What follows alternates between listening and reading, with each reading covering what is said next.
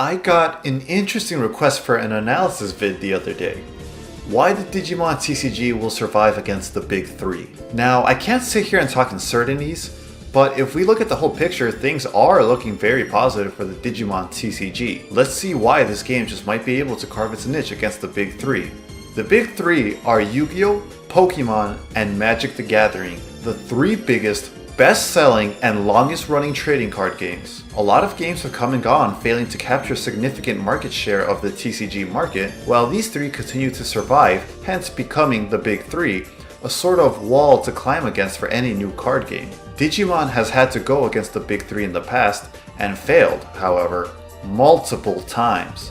So what makes this new 2020 version of the game any different? For starters, the market is much different now, and Digimon as a brand has much more recognition than when it was brand new and just seen as a Pokemon ripoff. While these kinds of monster racing series will never truly be able to shake off the Pokemon ripoff association, fans of the genre and the wider anime audience have largely come to accept Digimon as its own unique take on the genre, with a lot of differences from Pokemon, whether serious or silly. Because of this, after 20 plus years of growth, Digimon has a very dedicated fan base that are excited for more merch and ways to interact with the property, even if it's a trading card game. Collectors and competitive players alike have shown a lot of excitement to get into the game, and that will only grow as more people find out about the game with a wider release.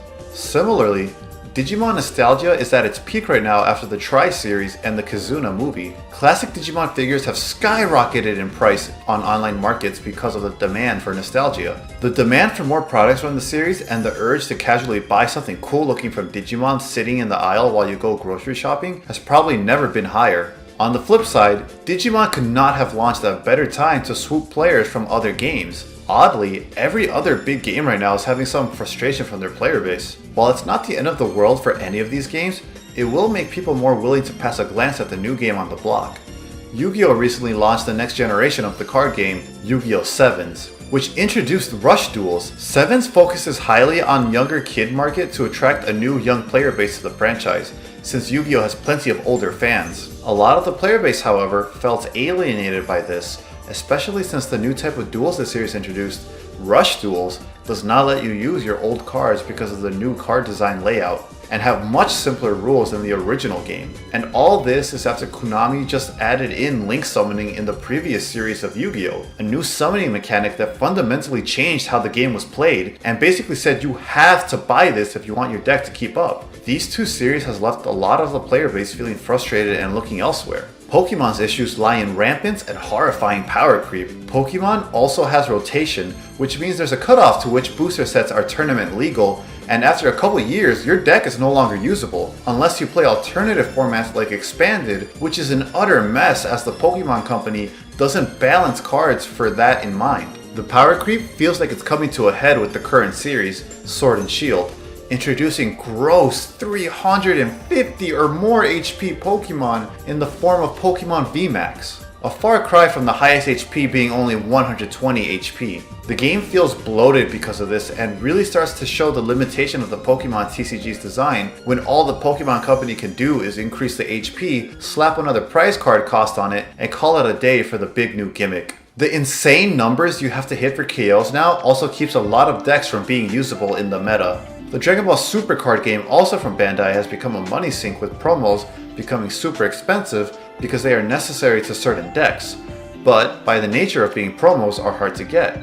The game also has draft boxes for sale which end up going for a lot of money and become hard to find because a lot of important staples or promos will be reprinted in these boxes with not enough supply to meet the demand. Despite being from Bandai, I don't believe they'll make the same mistake with Digimon, even though we already have some promos.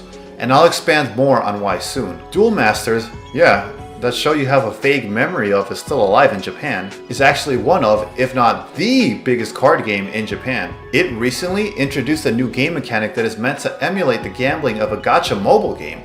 Who asked for this? Players in Japan hate the randomness this introduced to the game and hate how strong the support for this new mechanic is. Magic the Gathering is Magic the Gathering. This video will get too long if I go into that because that's a topic for a whole video on its own, and I'm sure there's people more into the game than I am that already summed it up pretty well. But basically, various formats, expensive cards because of those formats, and questionable balance choices. Essentially, the point is, there is a lot of people interested in trying a new card game right now. Now, while it's certainly a factor, Digimon doesn't need to bank on the big three to do badly to stand out in the crowd. In fact, that's a recipe for disaster. This TCG has a really unique memory resource system that we haven't seen elsewhere other than Chrono Clash. It really makes you consider your plays in a different way than the big three, and it's exciting to try out. There's a lot of depth to the game and fantastic artwork. It implements evolution as a card game mechanic incredibly well. Pokemon, for example, is a series that's supposed to be about evolving your monsters, and the TCG ignored this completely with only big basic Pokemon being viable on average. Digimon has made a great system to make evolutions viable with inheritable effects being strong but not active until you evolve, so you have to evolve to get their value instead of playing big basics. You also draw every time you evolve, making sure you don't fall behind in hand advantage, and making hand size not the end-all be-all like other games such as Yu-Gi-Oh!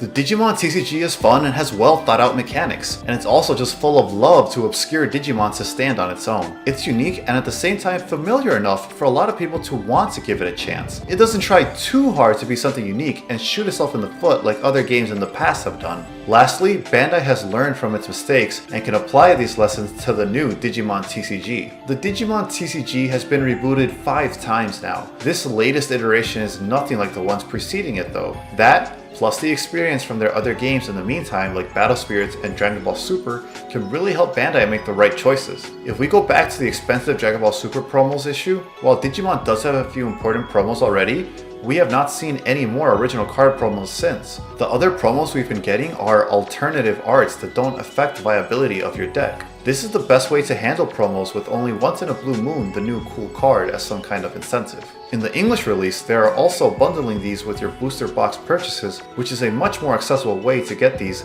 than buying an unrelated product they're bundled with. Battle Spirits was even saved by a Digimon collaboration set Bandai did with it in Japan. This property is beloved, and if a quality product is there, people will come for it. I don't think we'll ever see Digimon break into the big three and become the big four or something like that, but I definitely think it can find its audience and carve its place just outside them. The stars are aligning, and if it wasn't for a pandemic at the time of writing, I'd say it'd be the perfect time for the game. I'm looking forward to see its Western release in November and playing the game for years to come. Thanks for watching, and until next time, remember, stay hungry until you get a taste of victory.